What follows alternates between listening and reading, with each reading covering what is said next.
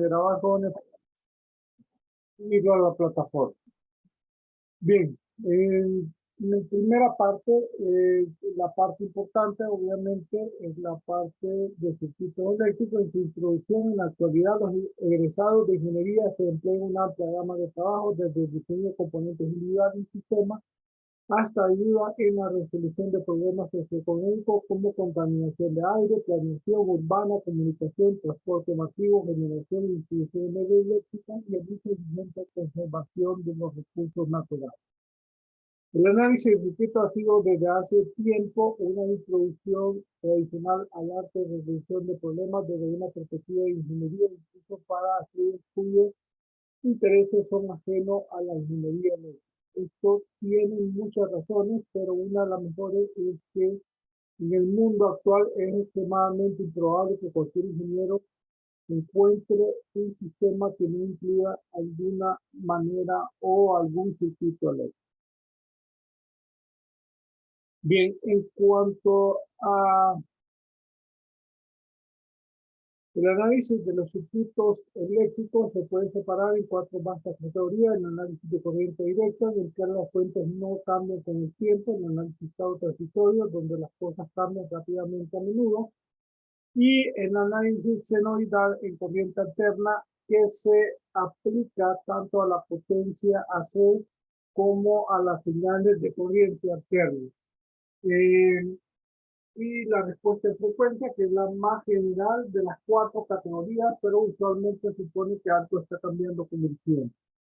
Comenzado con el tema de los circuitos resistivos, que incluye ejemplos simples como el de un foco o de un tostador. Ellos nos brinda una oportunidad perfecta para aprender varias técnicas muy poderosas de análisis de circuitos de ingeniería, como el análisis nodal, el análisis de Mayer, la superposición, la transformación de fuente, el teorema de Thevenin y Norton,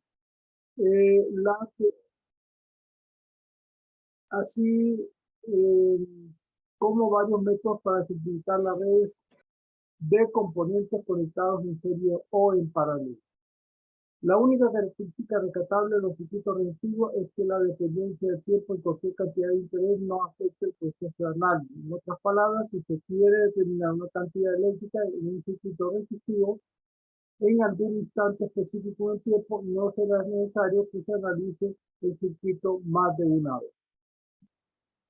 Los estudiantes familiarizados con los otros temas de ingeniería, como el flujo de fluido, el sistema de supervisión de automóvil, el diseño de puente, la administración de cadenas de suministro y el control de procesos, reconocerán la forma general de muchas de las ecuaciones que se desarrollarán para describir el comportamiento de varios circuitos. Solo necesitamos aprender de forma de traducir las variables relevantes, como por ejemplo sustituir tensión por fuerza, carga por distancia, resistencia por coeficiente de fricción, a fin de determinar lo que ya sabemos para resolver un nuevo tipo de problema. Con mucha frecuencia, si tenemos bastante experiencia en la resolución de problemas similares o relacionados, la intuición puede ser una guía a través de la solución de problemas totalmente nuevos. Los ingenieros adquieren una comprensión básica de los principios científicos, los combinan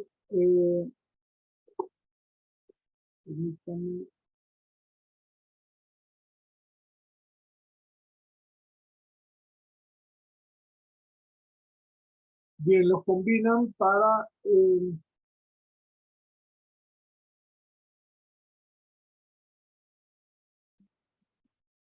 con el conocimiento empírico, a menudo expresado en términos matemáticos, con frecuencia con una gran creatividad, llegan a la solución de un problema determinado. Obviamente eso lo que nosotros queremos, de alguna manera, la formación de ingeniería es eso, ¿no? Que ustedes sean proactivos con respecto a lo que se necesita, digamos, plantear o de alguna manera resolver. El análisis es un proceso a través del cual determinamos el alcance del problema, se obtiene la información que se requiere para comprenderlo Se calculan los parámetros de interés. El diseño es un proceso por medio del cual sintetizamos algo nuevo como parte de la solución de un problema. En general, se espera que un problema que requiera de diseño no tenga una solución única, mientras que la fase analítica la tendrá. Por lo tanto, el último paso en el diseño siempre es un análisis de resultados para ver si cumple con las especificaciones. Esa palabra es importante, que cumple con las especificaciones, porque eso es de alguna manera lo que nosotros necesitamos eh, determinar y revisar de alguna manera para poder comprender cómo, qué es lo que realmente necesitamos hacer. En el caso, ya cuando está en la práctica, ¿cómo se llama? Hay que entender y por eso hay que entender bien al 100% y si no hacer preguntas sobre esas especificaciones. Cualquier cosa, por ejemplo, a nivel ya práctico, en la experiencia, si usted hace cualquier cosa que no esté dentro de los límites, eh, sobre todo que no esté especificado dentro del contrato, ya algo muy específico, entonces sencillamente la compañía, si usted es parte de eso, tiene que pagar los costos de lo que usted hizo en adicional si no estaba especificado. Pero las especificaciones, aparte de las especificaciones técnicas de calidad o de cualquier tipo de especificaciones, es importante que en alguna medida es importante que se entienda eso, ¿no? Que las especificaciones, incluso ya a nivel de calidad, también esas especificaciones son más determinantes.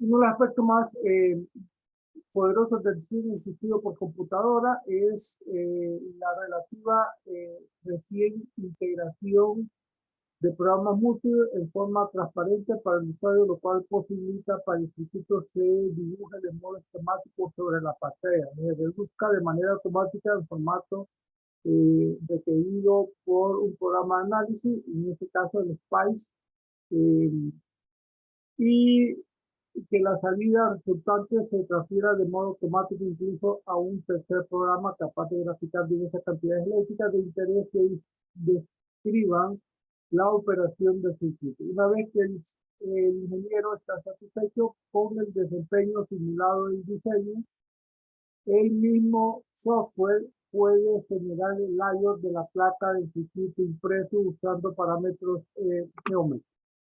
Bien, ahí más o menos está una respuesta en un software donde se simula el circuito.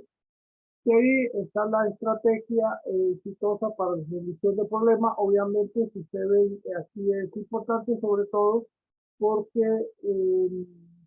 al hacer el pensamiento algorítmico y generar un algoritmo para eso, entonces se puede desglosar cualquier problema en todas sus partes y es una de las partes importantes de su carrera. Bien, vamos a cortar ahí esa presentación y ahora vamos con otro capítulo. Este es el capítulo 1. Obviamente, aquí es importante entender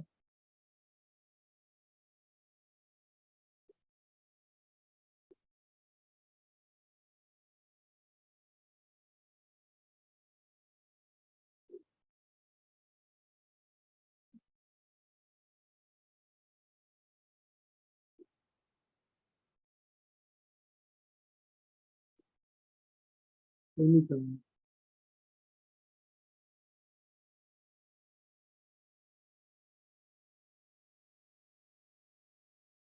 Bien, el capítulo 2 se refiere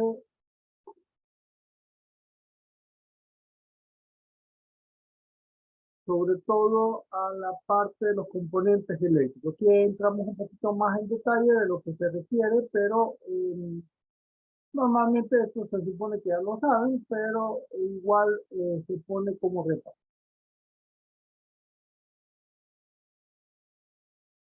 Bien, la primera parte se habla sobre las unidades y aquí nos interesa la unidad de los joules.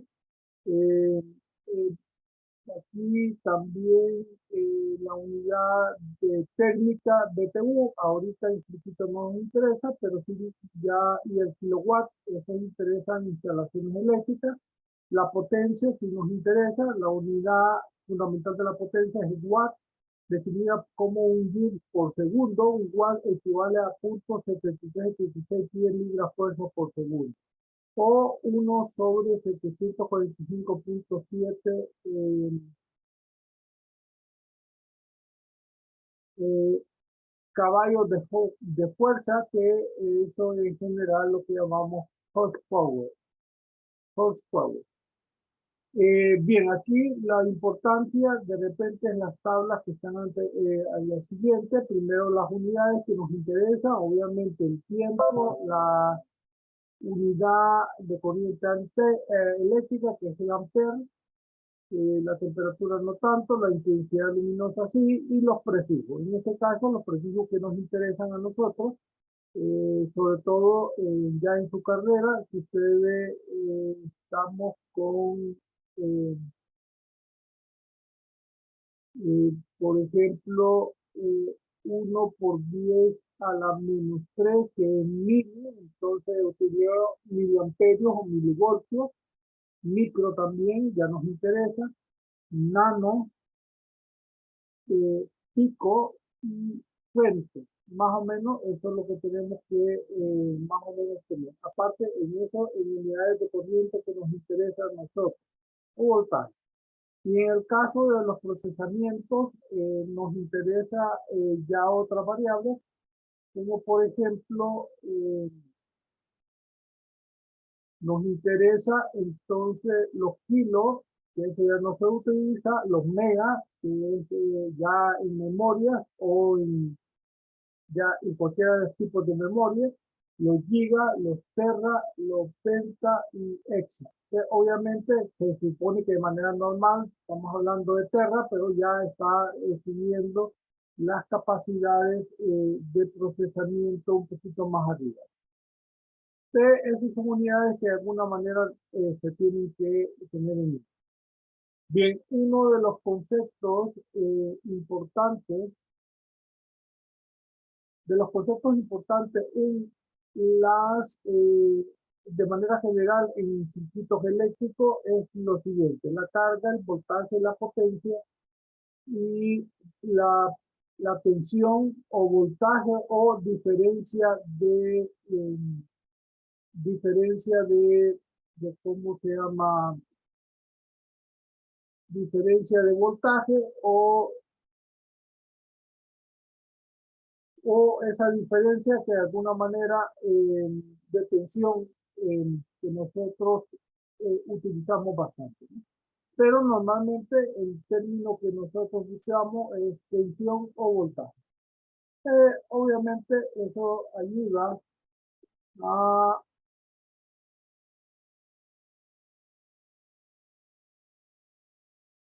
ayuda mucho en lo que nosotros debemos entender conceptualmente. Entonces, vuelvo a repetirlo al principio: circuito es una clase conceptual, porque todo lo demás, vuelvo a repetir, llegamos a lo máximo es aritmética elemental, y en algunos casos llegamos a álgebra, pero a álgebra no tan más o menos elemental, ¿no?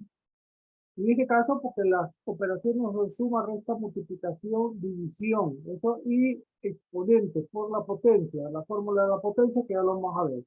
Y en algunos casos tenemos resolución de sistemas de ecuaciones, que ya estamos a álgebra. Todo lo anterior es aritmético, entonces no debería ser un problema circuito. Por lo tanto, el problema es un problema conceptual y de práctica, ¿no? Como cualquier clase que hay que practicar. Bien, uno de los conceptos más importantes es la conservación de la carga. En este caso, igual que la energía, la carga no se puede destruir ni crear, sino que sencillamente es la sumatoria de esto. Tenemos cargas positivas y negativas. Existen muchos dispositivos como baterías, diodos, transistores, los que resulta determinante el movimiento de carga positiva para entender la operación interna, pero respecto a lo externo del dispositivo es mejor concentrarse en los electrones que fluyen con los alambres de conexión. Si bien continuamente se transfiere carga entre las diferentes partes del circuito, no se hace nada para cambiar la cantidad de carga. En otras palabras, ni creamos ni destruimos electrones o protones cuando se operan circuitos eléctricos. La carga en movimiento representa la corriente. Hay un concepto muy importante. En el sistema internacional, la unidad fundamental es el coulomb, que se define de carga en términos del ampere al contar la carga total que pasa por una sección transversal.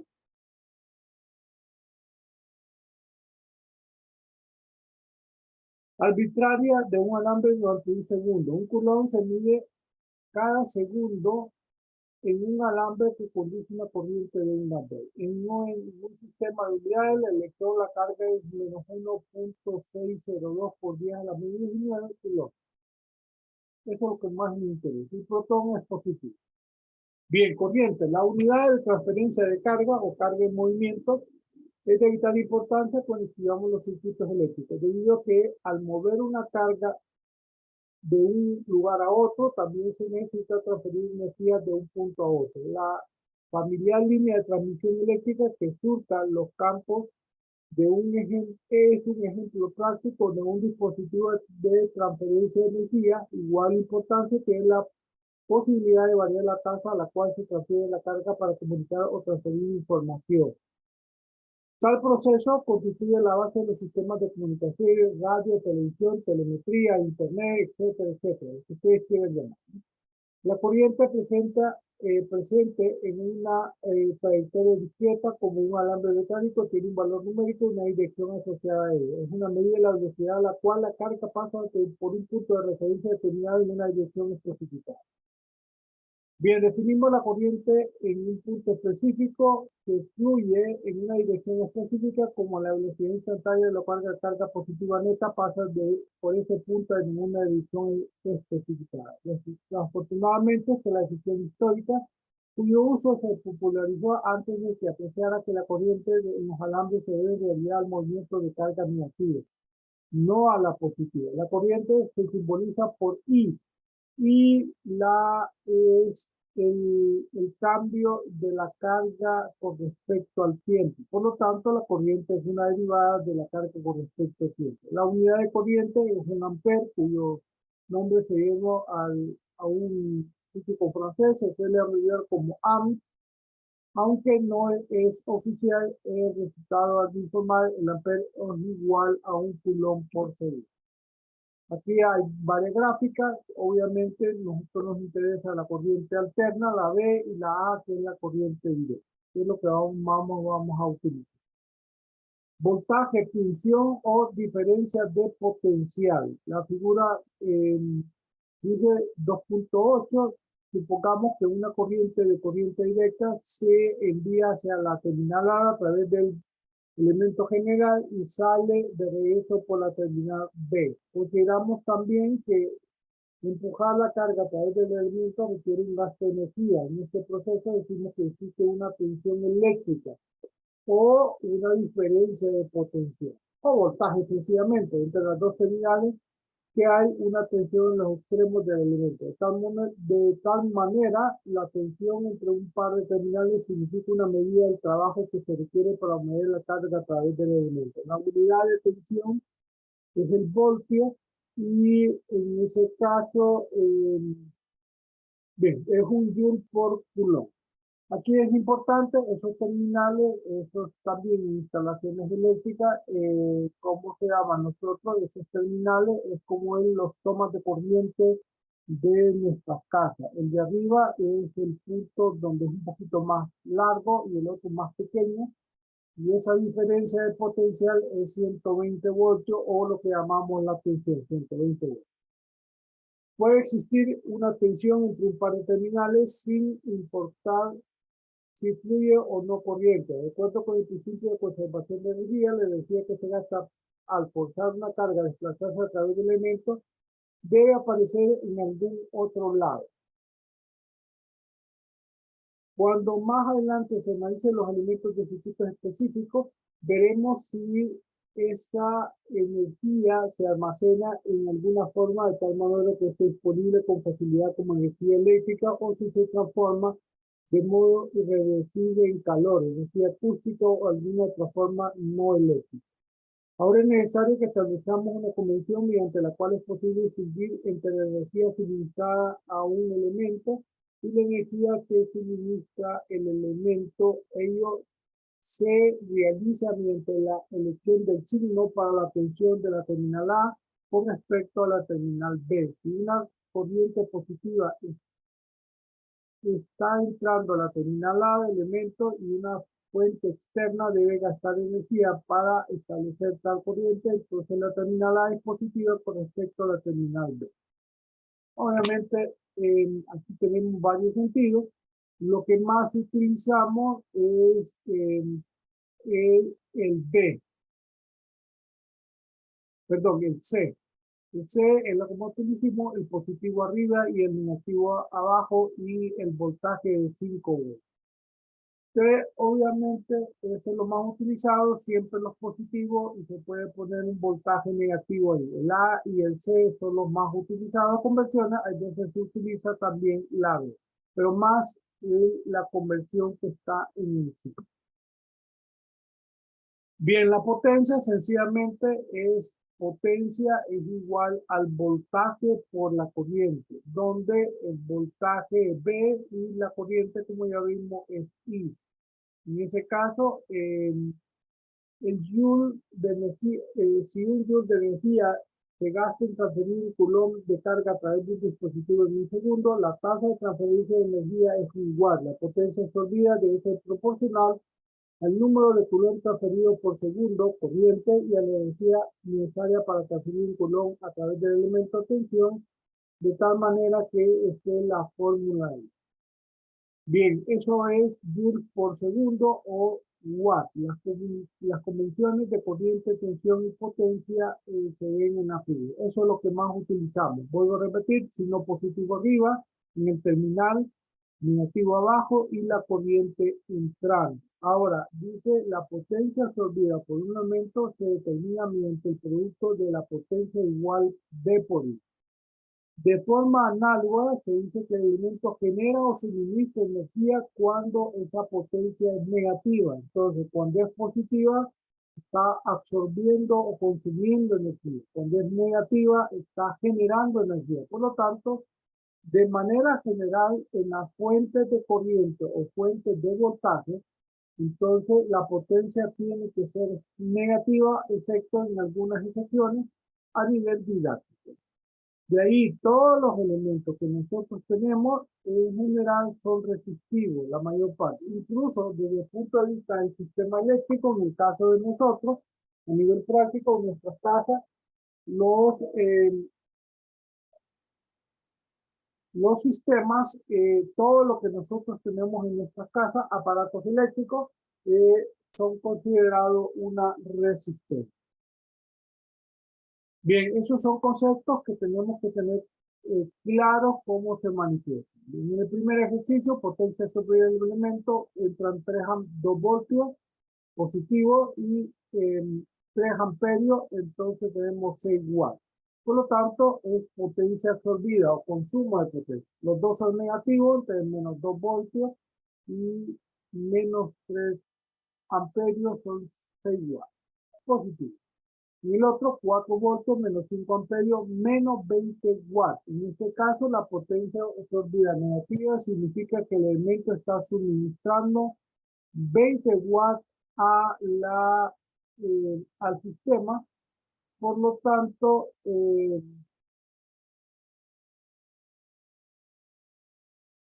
sí, todo ya está subido a la plataforma. Esto ya presentaciones ya están subidas a la plataforma. Lo único que vuelvo a repetir, para los que no han entrado, es que ya están subidas incluso las sesiones de Zoom del trimestre pasado, ya están subidas a la plataforma. Solo que voy teniendo un delay, si podemos decir ahí, un retraso en el cual cada semana voy sustituyendo las presentaciones, las sesiones de Zoom nuevas a la plataforma, nada más. Lo demás ya está subido ahí a la plataforma. La presentación, esta presentación de PowerPoint o la presentación en sí, ya está subida a la plataforma. Bien, todos los elementos simples que se consideran se clasifican de acuerdo a la relación de corriente a través del elemento y la tensión en los extremos del mismo elemento. Por ejemplo, si la tensión en los extremos del elemento es linealmente proporcional a la corriente a través de él, el elemento se le denomina resistor. Otros tipos de elementos de circuito que son importantes son, por ejemplo, el inductor y el capacitor. Entonces, en el caso del inductor, dice, tiene tensiones de terminal proporcional a la derivada de la corriente con respecto al tiempo. Y el capacitor a la integral de la corriente con respecto al tiempo. Existen también elementos en los que la tensión es totalmente independiente de la corriente y de la corriente o la corriente lo es de la tensión, en cuyo caso se conoce como fuentes independientes. Además, es necesario definir tipos especiales de fuentes para las que la tensión o corriente de fuente dependen de corriente o tensión en un punto del circuito. Se le conoce como fuentes dependientes. Y se usa mucho en electrónica para hacer modelos de comportamiento de corriente directa y corriente alterna de transistores, sobre todo en los circuitos amplificadores. Bien, estos son símbolos de fuentes de voltaje. Se utiliza más el C o sencillamente el A. Estos son más o menos los símbolos que más vamos a utilizar. Bien, una fuente de tensión independiente es una fuente ideal, es decir, no representa exactamente algún dispositivo real, debido a la que la fuente ideal podría entregar, en teoría, una cantidad infinita de energía desde sus terminales. En teoría, una cantidad infinita de energía desde sus terminales. Sin embargo, la tal fuente de tensión idealizada proporciona una aproximación razonable de varias fuentes de tensión práctica. Un punto que vale la pena repetir aquí es la presencia del signo más en el extremo superior del símbolo de la tensión, que no significa de manera forzosa que la terminal superior sea positiva con respecto a entender a la terminal inferior, más bien indica que la terminal superior versus es positivo en volto con respecto al inferior. Si en algún instante ocurre que es negativo, entonces la terminal superior no es negativa con respecto al inferior. Una fuente de tensión independiente con una tensión determinada constante, muchas veces como una fuente de tensión de corriente directa independiente y se representa como cualquier símbolo. Ya lo vamos a ver adelante. Y aquí tenemos los símbolos. Esto es una fuente directa, positiva, directa de voltaje. Esto nominalmente también es una fuente de voltaje de corriente directa, pero cuando está este símbolo le decimos una batería. Esta es una fuente de alta tensión y esta es una fuente alterna, que eso es lo que normalmente nosotros en algunos casos vamos a utilizar. Esto es lo que nos entrega la energía.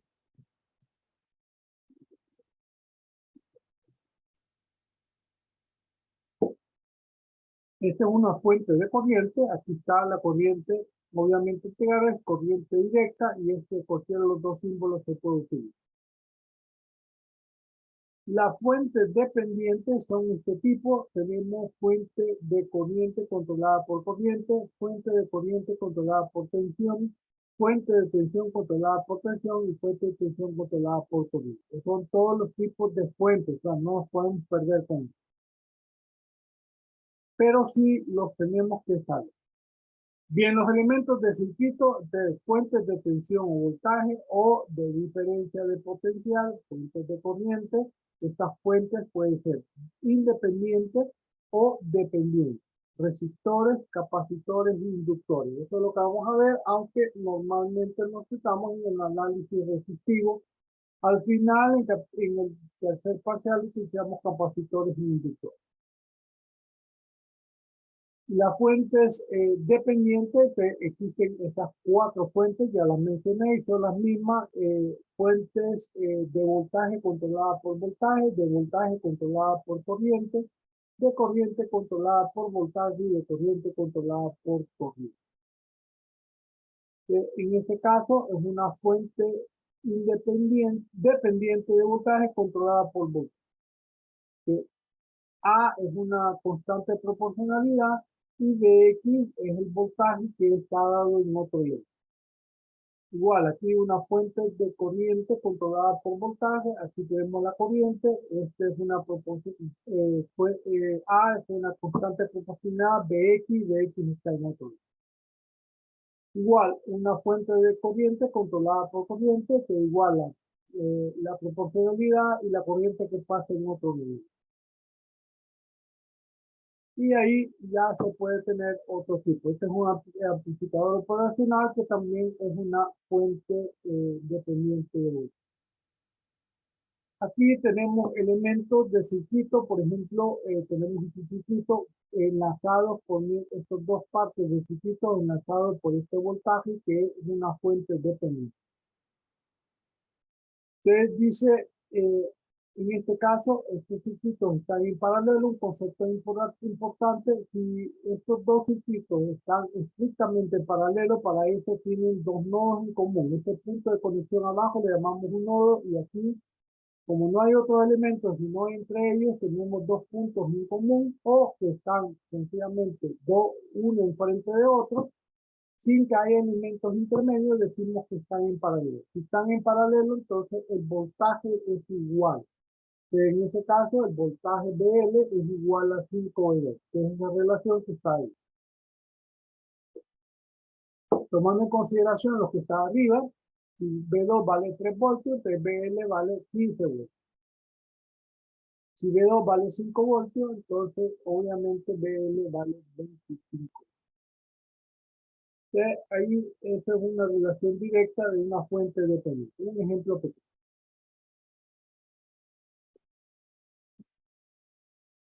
Bien, esto ya lo vamos a hacer mañana. Vamos a borrar todo eso porque no nos interesa ya hacer esto de manera general. Vamos a ir tomando con pausa esto. Este circuito, esta parte es importante, sobre todo, a ver,